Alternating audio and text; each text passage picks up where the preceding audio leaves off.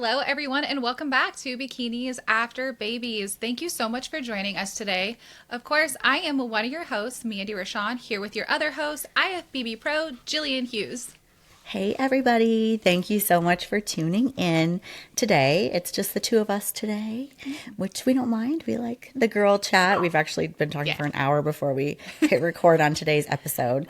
And today we're going to be talking about some really helpful tips and some of our ideas and things that we do to stay successful on prep and off season with a family. But we're going to start today's episode with a little bit of an update. So Mandy, why don't you share with everybody what you've been up to, what you're working towards? So many things. So, for one, I apologize if you guys hear my dogs barking in the background. I have our Christmas light guy is out here, and of course, this is the time he has to come. So, if you guys hear my dogs barking, I apologize. But I have been doing quite a bit of work. I know I haven't talked too much on the podcast about what's been going on. And to be honest, sometimes it takes me a minute to kind of absorb everything that's going on in my life. So most of you guys know my last show was in June. And I suffered from severe back pain, which we figured out was 2 bulging discs. So I was working on my back quite a bit. Back started feeling better. Everything was going well. So as it was getting better, there's always something a little bit that if any of you guys are really close to me, you probably know that I've always wanted to grow my family. So first off, I am not pregnant. So let's make that clear. I don't know if I've had a few people who have actually, like my clients, and like, do you have something going on? It's like, no. So, and it is funny. But I've always wanted to have a bigger family, and it is something that my husband and I have kind of struggled with for a long time. We've had fertility issues, which I will immediately say has absolutely nothing to do with bodybuilding. Zero, actually. Nowadays, the doctors have even told me that the fact that I do this sport has helped me just because I'm able to eat really clean and like be really cognizant of like my hormone levels. So like if we notice anything, I can be like, this is when this happens and this is this. So, but this is again something we struggled with for a really long time. So my husband and I did decide to possibly look into growing our family this year. So as we were going through that, I, of course, was going to take time away from the stage, time with my clients. So when I was working towards that, we found out that, unfortunately, the only way for us to have a child is to go through IVF. Now, this was something that really, really upset me. I will be really clear about that just because I was very reserved, way more than I usually am with everybody. I like to be really transparent on social media. I like to be really out there. I've learned over the years that it helps a lot of people. So this was something that just really kind of knocked the wind out of me, I will say. Yeah. Especially knowing that like, if you listeners don't know what that entails, it's a lot. Like it's a lot. It's a lot of doctor's appointments. IVF is where you are giving yourselves quite a bit of drugs, which is injections daily, anywhere from 2 to 3 times a day for 14 days, if not more, to grow your eggs. Then you do a minor surgery. They retrieve your eggs. Then they do insemination in a lab. Hopefully your eggs, there's a whole science behind it. Hopefully they work. And then you go back in and they implant them. And again, hopefully it takes. So it's a huge procedure. It's very expensive. There's a lot of drugs. There's a lot of things involved in this. So Aaron and I talked about it. We did decide this is something that we do want to explore. We weren't sure exactly this year. We did look at it this year. This was something we knew like we would accept. So as this was going on, I got accepted into nursing school. So I know that's kind of out of nowhere for a lot of you listeners, but I always work on my education. So that way I know I'm just more knowledgeable in our field. I always try to take classes, certifications, rather they're college classes, rather they're anything that I see online that'll be helpful to just help me grow in the sport, helping women. So I did apply for one nursing school that literally only takes 50 people ish, I think they said. So I thought my chances were slim, but I thought I might as well apply. Just it's an opportunity, right? You always want to kind of go for it. So I got accepted, and it starts in January. So my husband and I made the decision that we are going to wait to grow our family and just focus on school, focus on our businesses and the things we love, which of course is training, being healthy, helping other people, and going to school. So that, in a nutshell, is what's been going on with me. It's just a lot. And I've just been kind of taking it day by day and processing everything. I never want to hide anything. It's just, I was not sure the decision or the route I really wanted to go or the route that was proper for my family. And I always have immense support from our team, Momshell, from my husband, my family. It was really just that time I needed to figure out the right thing for us. So for all you listeners, that is what has been going on with me. I'm still going to the gym 5 days a week, meal prepping my food, the same things you see. But as you know, and if you've gone to any NPC workshops and seminars and you listen to some of the speakers, Gillian, I know you've mentioned it. You've said it when you spoke. We face so many things outside the stage that is very, very important for the stage. If you look at being a lifetime competitor, a lifelong competitor, you want to be able to address everything out in your life. If you are missing pieces in your life or you're not happy with something, it can be financial, it can be religion, it can be something. It's going to affect your training. It's going to affect your stage presence. It's going to affect the bottom line. And you want to be able to have a fulfilling life at the end of the day and see like you're happy with everything that you're doing, not just this one thing that you're throwing all your energy in. Make sure you take a step back and be like, I'm happy with everything I'm doing or everything I'm working towards that will get me to where I want to be in the future. And that's really what I try to do is like, okay, how can I help myself get smarter for the things that I love? How can I achieve goals that I have? Where do I see my family in 10 years? So it's a lot, but yeah, it's my little update.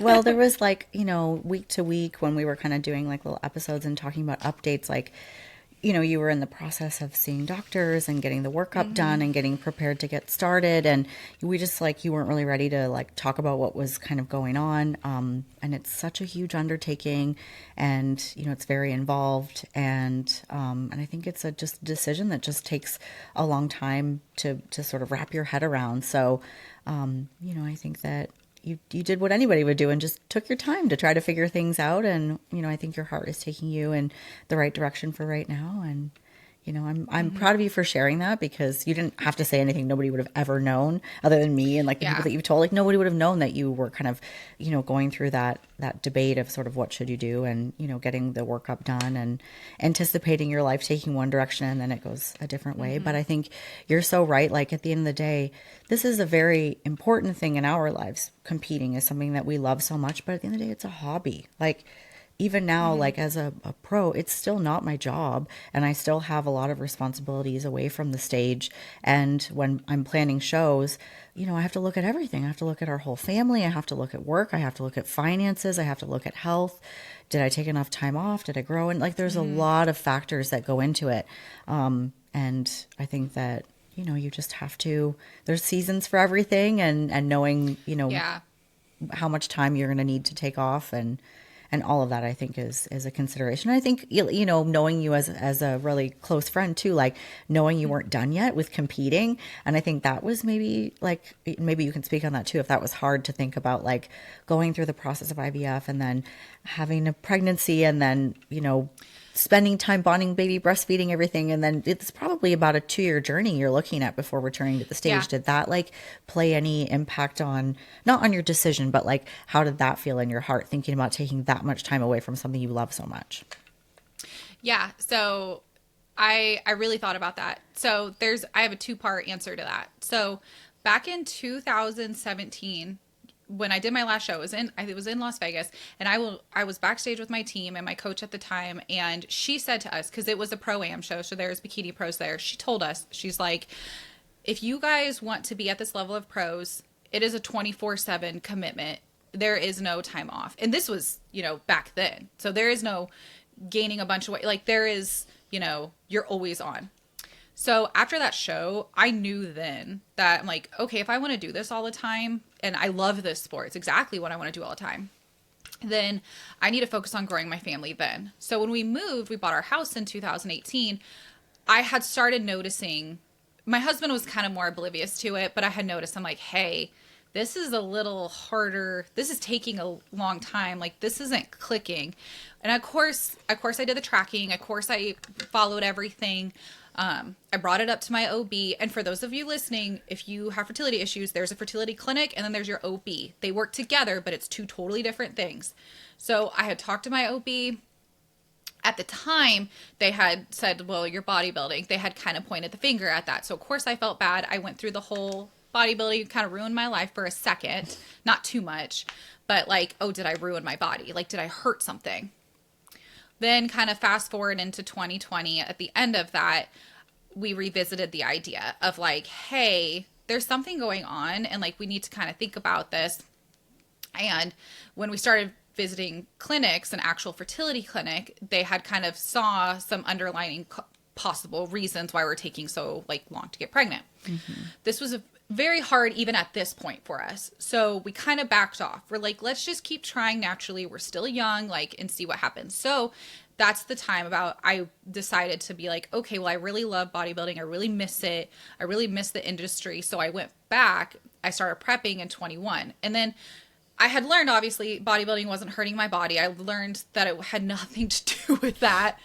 So I had went back to it. And obviously, from there. But to answer your question, I was actually relatively not looking forward, but to me, it was just going to be a really long improvement time. To me, it was going to be time that I could focus on other avenues of my life that needed to be addressed and still go to the gym, still eat healthy, just focus on something else, achieve something else, and then come back to it. Like you said, it was about 2 years that I was thinking in my head, because if I would have started doing any IVF procedures, it would have probably been in December. So like the hopeful would be like January, February, March, whatever, to, possibly get pregnant. And that would have been the plan. And then it would have taken time to get the weight off. And then it got brought up like, okay, well, if it works so easily the first time and you still have some eggs, would you want to try again? And of course, like that was a maybe. You just don't know. Right.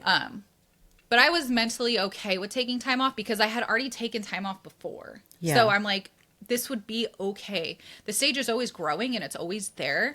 Right. And I can still go to the gym. Mm-hmm. Yeah. I could still go to the gym. I could still. And then what was even better is it would have taken some time off my mind to be like, okay, well, I achieved this goal and I don't have to think about it anymore. I can focus on something else. So yeah. Mm-hmm. No, that makes sense.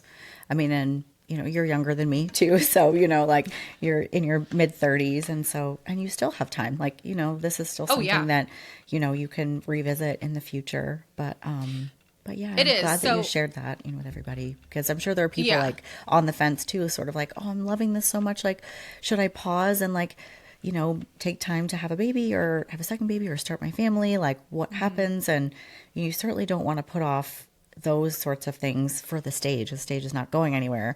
And it's kind of like on my side of things, what done with all of that, and now kids are getting older, it just makes it better. Like it's much easier prepping now. Like I'm done having babies, like, and my kiddos are like growing, and like it's now there's no there's no end in sight for me. Like I'm I can compete until I'm 110 years old. So exactly. Yeah, you don't have to think about you still care about your reproductive health, but it's totally different train of thought. Yeah, that part too. I don't think about that so much. It's not something I was like, oh, I'm putting this in jeopardy. But I guess, like if it's something that in the past you've sort of been like, well, lose your period during prep, and then, low body fat and whatnot, you have to keep yourself healthy in order to be fertile. So, that's certainly a consideration. But. Well, and that kind of was the other thing we found out was, I, as a female in the medical space of like trying to figure out this problem, is don't let you got to be an advocate for yourself more than anything, because I can't tell you how many doctors pointed the finger at bodybuilding so many times before we finally went to because they want you to try. Oh my gosh, I can't remember, because we were far surpassed it. They wanted you to try for like, I think it was like 6 months to a year before you go see a clinic.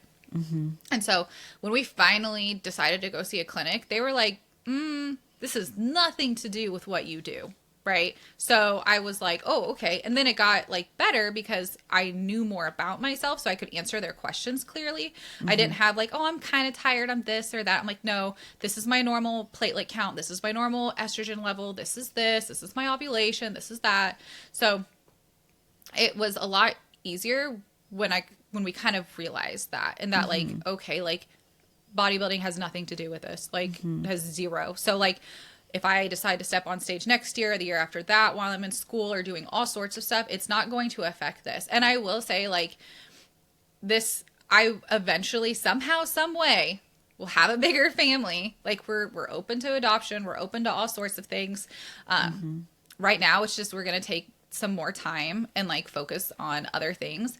And I always, like, pride myself on being very transparent with everybody, especially, like, social media presence and everything. So I even had discussed with Aaron that if we do IVF, I'm going to share it.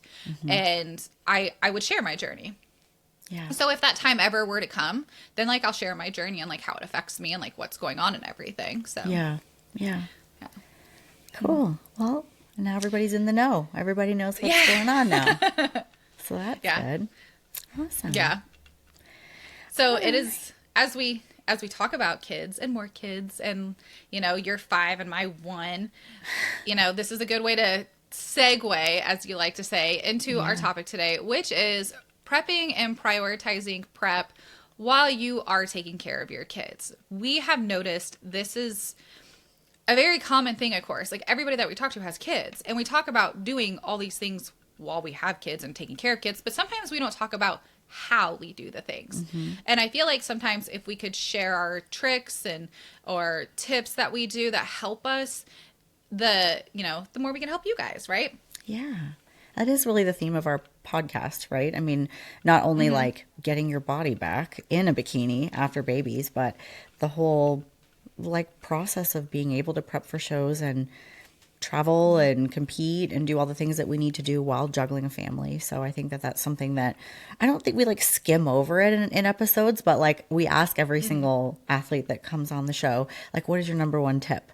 And, you know, sometimes it goes over to mindset stuff, you know, like, you know, body image stuff, but like the actual, like, how the heck do we like pull this off? You know, especially if you're listening and you're a competitor that doesn't have children and you just think like that seems nearly impossible. I know how much time this takes just being me and my cat. Like, how the heck do you do this with all these kids and all these schedules, you know? So that's what today's episode is geared around. So do you want to start us off, Mandy, with what you your main tip or your main thing that you want to stress and how it's helped you? Yeah. So I will speak to a very, very personal tip that has helped me countless of times in prep and in improvement season, because again, it's important in your improvement season to stick to your nutrition plan, to really kind of focus on making sure you hit your protein goals. But try during these times, like, not only to communicate with your family, but incorporate them in your meals. Like, when you cook for yourself and you season your food and you get your food for yourself, introduce that to your family. I don't know how many times that I will have my food and then I'll cook something separate for my family before I started doing this. And I would cook something separate for Aaron and Carson. And there'd be a few times they would say, I could just eat what you're eating. And I would convince myself, I'm like, no, you wouldn't. Like, this food is boring, right? Because we're all, you know, geared to, you know, prep food is boring. And then finally I was like, no, you guys can like eat what I eat. So I will meal prep for them. Like, they have the top shelf, I have the middle shelf, and it will be the same thing. And when I heat up my food, I will heat up their food. Now, is that going to stop them from going out and get pizza later and I can't go get pizza? I don't know. But we all get to eat together. We all sit at the table. We all eat our protein, our veggies, our healthy carb, healthy fat, whatever it may be. And so incorporating and communicating them into your eating, even if your kids are young, I still did that with Carson. Like, I still was like, this is what I'm eating, this is what you're eating. So that is really, really important. Yeah, that's a good tip. I think we sometimes think that nobody's going to enjoy our food, and so we just by default like make something different. I do it like a little bit differently. Like I don't like well, I work from home. So like when I meal prep, I make a lot of stuff ahead of time, but I portion it out as I'm eating it because I'm heating it up and then sitting at my desk and then heating it up and then sitting at my desk, or driving in my car and eating it while I'm driving. But you know, I multi-purpose a lot of the things that I buy. Like, you know, we love like the Kodiak pancake mix. A lot of times I'll like, that's something that I could eat, or I'll make like breakfast for dinner sometimes. And it's like I stock my pantry with things that I would eat that I use for my family, just in like a different way. So, you know, I have whole eggs and I just throw the yolk away for myself and make them whole eggs. So like we're always eating together. We eat some of the same things. But I think this has come up in a podcast episode before. Like, I don't label anything as like diet food or like this is like, you know, bodybuilding food, because I eat the same food whether I'm prepping for a show or not. I think that was probably one of the things that struck me as interesting when I did my first show as a stepmom. And my husband and I met in 2019. We got married like 6 months later. And then moved in together. And so we like blend all these kids like real fast. And I did my first bodybuilding show in 2020. And so they're watching me, you know, eat all this food or whatever. When the show's over, I'm like eating the same food. And they're like, why are you still eating that? Like, your bodybuilding show's over. I'm like, I eat this food all the time. Like, this is what I eat. Like, I love this food, you know, and just kind of showing them like this lifestyle doesn't mean I'm miserable and I'm like hangry and I hate what I'm eating. So I think that it just, bodybuilding or not, that's like food that I eat. We always have, you know, those staples. And then I think also, you know, this is taking a left turn, but like the language about food and diet and your body and stuff, I think is really important. Like, I have 3 daughters. So, you know, I'm not like, oh, I'm eating this so I can lose weight and I'm trying to lose fat and coach says I got to lose this, or, you know, I'm 10 miles away, or like, I just, any of that, like, it's just not a conversation in our house at all. Because I want to be a really positive role model, and I want to talk about nutrition as far as not just like that the only impact food has on your body is whether it makes you fat or makes you skinny. Like, and I don't want that to be what they think about food, and that is what makes their choice. Because I think that was how I was kind of like raised, only because we just didn't have all this information. Like, you know, my mom had like magazines and stuff that if I could read them and read about diets and stuff. But like, you know, you would just, when you're a kid growing up in the 80s and 90s, like, you're not like inundated with all this stuff, right? But now it just seems like, oh, that'll make you fat. Oh, that'll make you lose weight. Like, you know, there's a lot of like labels about food. And so I just feel like I want to be like that good resource to my kids about like, you know, making good choices and what that looks like, and portion sizes. You know, I think that's an easier kind of way to go with it. Like, you know, you can have a cookie. Should you have 10? Probably not. And here's why, because you'll feel terrible. So I think that's, you know, kind of how I take it. Yeah. Actually, speaking of choosing your language, there was something funny on Halloween. Of course, in our garage, we have a gym setup, and it's a really nice gym setup. You can tell it's not just like some bands or anything. Like, we have a good like squat machine, things like that. And so there was guys that were coming up and grabbing candy for their kids, and they're just like, oh, this is my bulking season. And it's so funny because Carson knows, like, I hate the word bulking. We just don't use it anymore. And so I'm like, oh yeah, go you. Because the common person doesn't know better, right? So like, or like the person that doesn't go to the gym, they don't, whatever. So Carson looks at me and he's like, Mom, you hate that word. I'm like, it's fine, Carson, it's fine. But when he was growing up, like, I will say having a boy is a little different than having a girl. I didn't use like the verbiage I used was kind of, I don't know, it never seemed to affect him. But I did at one point for a while, we could not say the word fat. You could not, because I started prep, my first prep, Carson was 4, I think he was 4. And to him, he's like, my mom is skinny. Because back then, that's like, you were skinny, you were lean. And to him, if he would see somebody eating something or a lot of food that I wasn't eating, he'll be like, oh, they're fat. I'm like, you can't say that. It doesn't, like, to him, it wasn't anything bad, but he would say it so like normal. And I'm like, that will hurt people's feelings. You can't do that. And I was like, that just needs to be a bad word in this house. So like going back to what you said, we don't have bad food in the house either. We tried to make healthy decisions. So like I know a lot of parents out there struggle with like all this stuff in their pantry because their kids like all these bars and all these chips and all these things. And that's where I think when we interview pros and they're like, it's mindset, this is where that kicks in. Because can you reach into your pantry, get your kids stuff, knowing it's probably impossible to fit that into your plan and not eat it? And it's not that you can never eat it. You just can't eat it right now. Your kids can eat it. It's fine for them and share it with them. But that's just something you have to be like mentally strong to handle, that like these aren't the things that you can eat right now, and that's okay. Maybe there's something healthier that you could choose for the kiddos, or if the kids have to have like their whatever it is, you give that to them, and you just have to mentally know like, hey, it's not my time to eat this, and it's okay. Like it's okay not to eat this right now. So it's not going anywhere. I mean, I had to bake like 3 cakes in this last prep for all the birthdays, and went to like a lot of celebrations and whatnot. And I'll tell you, like, I'm doing all those things right now in my off season, and it's fun.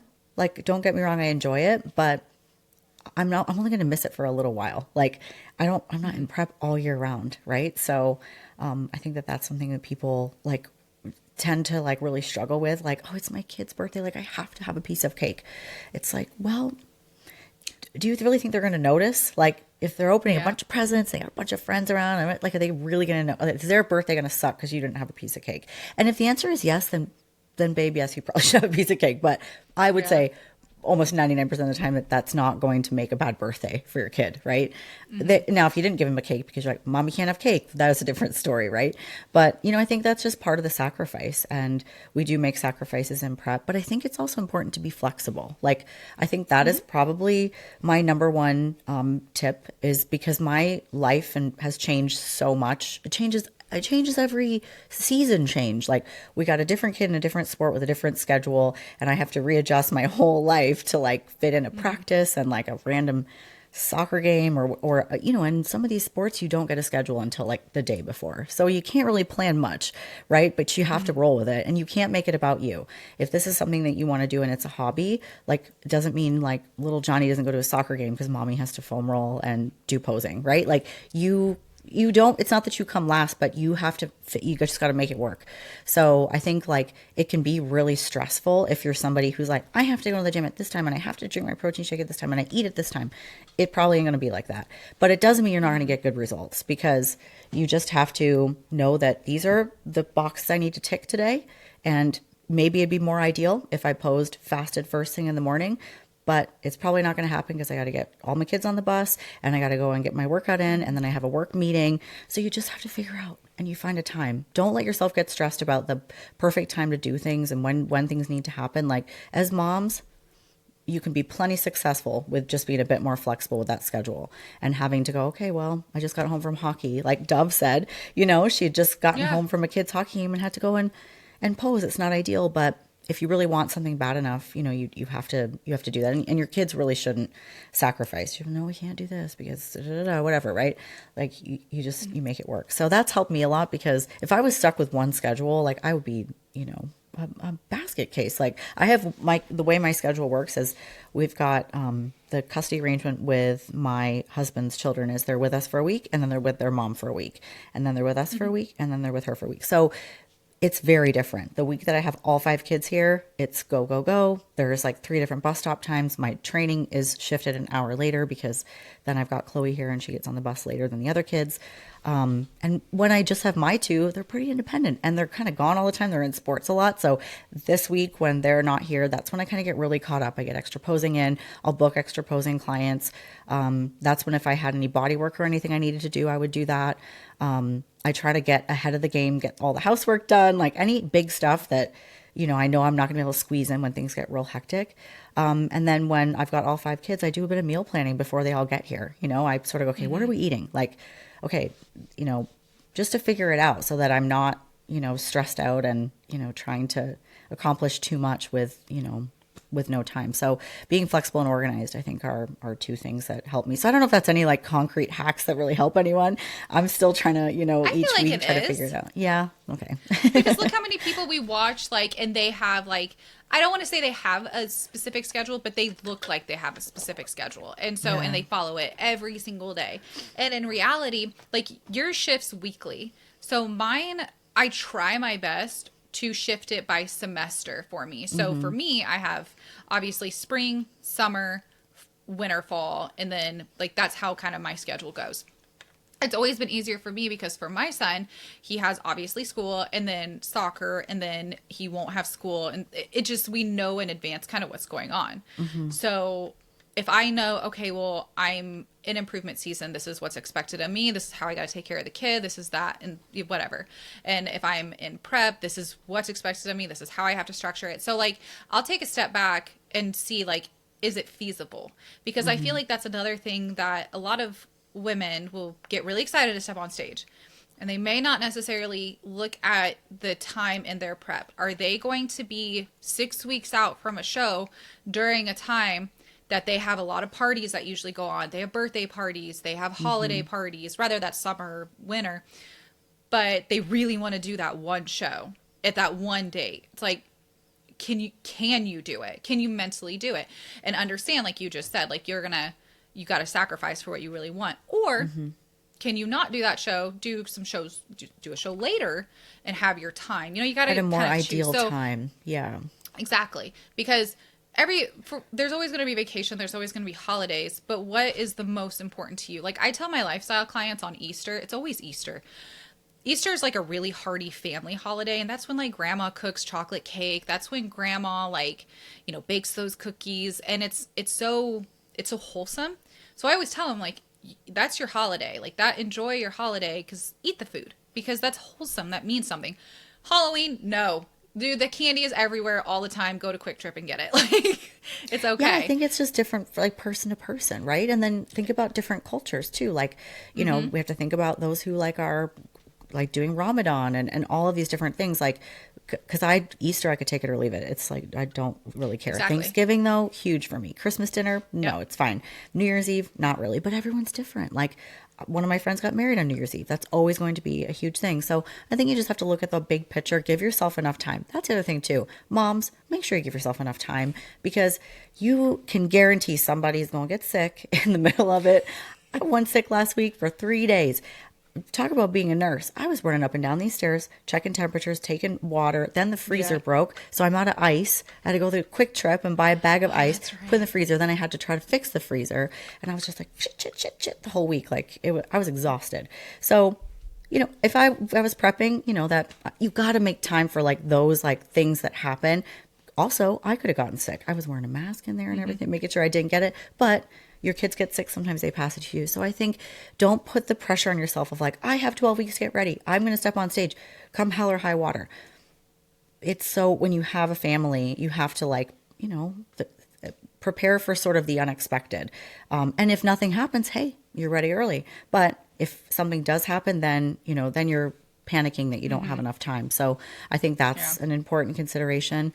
And then I think too, one thing that I've learned is, like, there isn't going to be makeup time. Like, I won't find extra time. So I can't put off food prepping, even if I want to. I can't put off folding up my, gym clothes. Like, if I've got to do it now, I've got to get it done, because I won't find more time. And so, the same goes for prep. Like, I can't half-ass in the beginning, because what that looks like is, at the end, lots more cardio, lots less food, and I'm still running around after 5 kids. So I have to have enough nutrition to survive. So I think that's the other thing too, is just, give it your all the time. Make sure you have enough time. And, just be organized and roll with it if life happens, right? Yeah. Yeah. Time is, especially because, like you said, there's so many things that are going to pop up into it. And if you get knocked off for like 2 weeks or 3 weeks, I know sometimes as a new competitor, you may not think of it like that. But, like, as your coach, we're going to look at, okay, we have 24 weeks to accomplish XYZ. And let's say out of the 24 weeks, there's 4 weeks you get sick. Well, we just lost 4 weeks. Let's say you gain weight in that time. Let's say you get completely off. All these things happen. Then like we can't figure out like time to make that up. So like that is super important to be able to be like, okay, like I if need you to start have early. more time, use it. Like don't be like, now I just have extra time so I can go slower. No, don't treat it like that. Like be ahead of the game. It's so nice to be ready early. So nice. Oh, yeah. Because then you can sort of like feed into the show. You'll have a much better reverse. You'll feel better. You'll have more energy. Just if you give yourself enough time, you know, and then you're prepared. Then if something does come up, you're not like, and I've had that anxiety before of not knowing I wasn't ready. And then, you know, strep goes through the household and I've lost 5 days of training, you know, so I think that's really important. And I think like when people first will do like a consult and ask like how much time do they need, like ideally I like to have like 6 months to prep somebody for a show. That's not how it used to be. Like back in the day, you would just prep for 12 weeks. I don't think it's enough time ever. Like I'm always like, oh my God, that's so close. Like I just feel like it's not enough time. It's nice to have that time because then you feel more prepared. It's not like you go slower. It's just, you know, you have a big goal. This is a very big goal that we have for ourselves. And having more time just means that you don't have to like, kind of like, what's my cake analogy about baking a cake? Like if you follow, I love this analogy though, because I was talking to someone about this the other day about like rushing the process. Like if you have a cake and it's that little Betty Crocker box cake mix. I don't know, Mandy, you probably bake cakes from scratch, don't you? I bet you do. Yeah, I do not buy the cake mix. Okay, I buy cake mix, okay? I have 5 kids, I buy cake mix. And so it says, you know, mix it all up, whatever, put it in the oven for, 425 for 40 minutes, right? You can't put the oven up to 850 degrees and bake it for 20 minutes, right? So that's how I feel about prep. Like you can't just like, oh, I'd like to prep less, so I'm just going to work harder for less time. Like it just doesn't, it's not the same result. It's an effed up cake. Not. So anyways, people do it in 12 weeks. Here's the thing. If you have a good muscle foundation, good habits, good structure, not a lot of body fat to lose, you're a mystical unicorn who knows how to pose like a champ, 12 weeks might work great for you, right? But I just think it's nice to have more time. I mean, I'm looking at my next show and I'm like, we better start today. And that show is April. Right. So like, you know, I think it's just to feel ready and feel prepared, you know, but everyone's different. I can't agree more. I've never done a short prep, but even with my first show, I was like scared out of my mind and I had no idea, but I was like, I want to try. And I did like a 24-week prep and that was in 2016. So yeah, but another hack I would like to talk about that I feel like, I don't know if I'm sure we talked about it before, but everybody thinks that you need to meal prep on like days. Like you have to meal prep Sunday. I'm not saying you don't, but there's a lot of people that like something comes up or it's like family day or it's like you're taking your kids out places and you just flat out don't have time to like do meal prep Sunday or, you know, do meal prep on Wednesday. And it's like people really like look at those days like, oh, I have to do that. And if you don't do it, then like you fail. Okay, no. I cook on some Sundays, but like I don't have like meal prep days. So how I like to prep my food is everybody has to cook dinner at some point, right? Or has to cook breakfast. And if you're already cooking, you might as well cook extra. So like if I'm cooking breakfast, like I'm just making like egg whites and eggs, whatever, I'm already at the stove. I already have to spend time there. So I'm literally just going to throw my ground turkey and like cook like a couple pounds of ground turkey. Or while I'm standing there, I'm going to throw my chicken in the air fryer. I'm going to throw some veggies in the oven or in the microwave and just have them already ready, like steam them and whatever. I'm going to have the rice cooker going. I will get all of this done when breakfast is like served and like done. And I will have all of it ready. Time. Like it can. It doesn't, and it doesn't. And you don't have to think that you have to dedicate all of this like day, time, everything, you know, to it. Like if you're just standing there already doing it, just like cook the extra food and like have it already in the fridge and do what either you do. Cause I do that sometimes. I don't have like them. I will sometimes individualize them and then sometimes have them just like have all the food cooked already. But like that way it's already done. And like you can have it all ready to go because the next thing you know, you're going to a soccer game or a cheer thing and you can just grab your food and go. And you're ready to go. Because that's you don't want to not be prepared. You know, I have learned doing this for a long time, just like you have, you can never, ever rely on anybody else. Can't even rely on a gas station. I'm just saying. have all of your own things that you want. It doesn't matter. It doesn't matter if somebody sends you a menu and says, this is exactly what we're having. I don't care. Like, if I'm in prep, thank you for sending me the menu. And the fact that you're saying you're going to have chicken broccoli rice, I'm still going to bring my own chicken broccoli rice. You just don't know. You don't know. I've just always been someone who always took my food, like probably because I was like poor when I was in college. And so it's not like I could go to work and like grab food. Like I've always brought my lunch. So like I couldn't imagine leaving the house for the day and not taking like food with me. I don't know. And it's not like I'm like, you gotta feed me, you know, but I don't know what I'm going to have access to when I'm out. And I can get a protein bar, but can I eat protein bars all day? No. So it's kind of just a habit that I've learned. And again, like I just have everything prepped. And I think the other thing too is that like not only having things prepped, but don't let yourself run out of anything. Like if I'm eating something on prep all the time, or well, not even prep, my whole life, right? Like right now, there's like a specific granola that I've been eating. I buy 5 bags of that when I'm at the store. You know why? Because I don't know when I'm going to be here again. I'm really busy. So I do overbuy. Like I will buy a lot of chicken at one time. I buy the huge bag of rice I can find. I buy double of a lot of things that will like stay fresh just so that I don't have to think about running out. And then when I'm like, okay, I'm down to my last chicken breast, then I can throw some in the oven while I'm, doing a load of laundry or like getting ready for the gym or something. So I think that has helped me a lot, is just sort of like staying on top of what I need. And so by the same token, I don't have a specific grocery day. Like, I have, me either.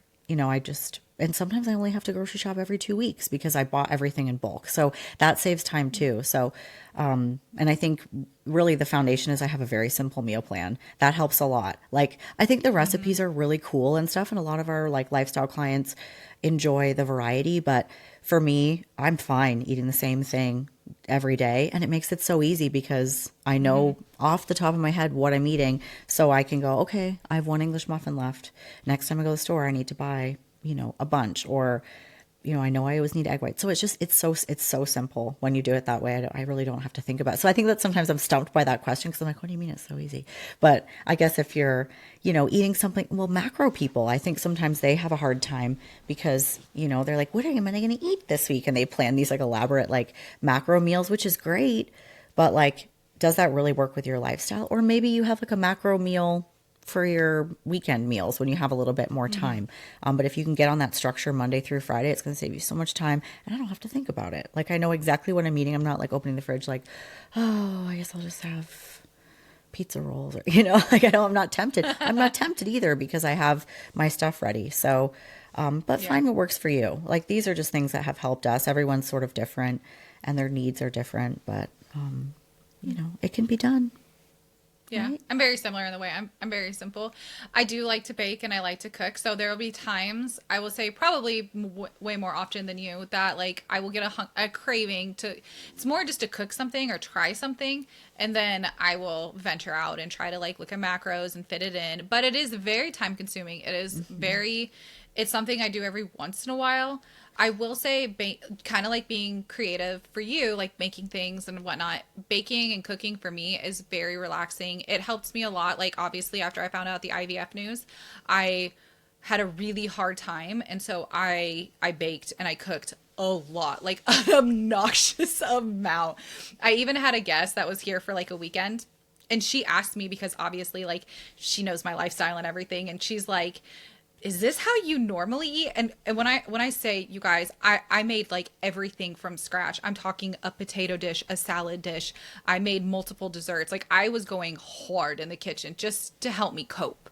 And it did help me. But she was like, how is this how you eat all the time? I'm like, I just told her, I was like, no, I just really like to cook and bake and it's just something fun. Like, I mean, we were going to farmers markets so I could get fresh ingredients so I could try new things. But it took a lot of time and it took a lot of time. It was very hard. It was very time consuming. I eventually got lazy with the macros and was like, forget it, because it is so hard that I'm just going to do whatever, which, wasn't a good decision. But looking back at it, like it makes me appreciate simplicity because in simplicity, it's so relaxing. Like I know I know this is not going to upset my stomach. I know it's going to agree with me. I know it's going to hit my protein goals. I know I'm going to be satisfied with it. It's just fine. It's fine. It's like, so true. I like it this way.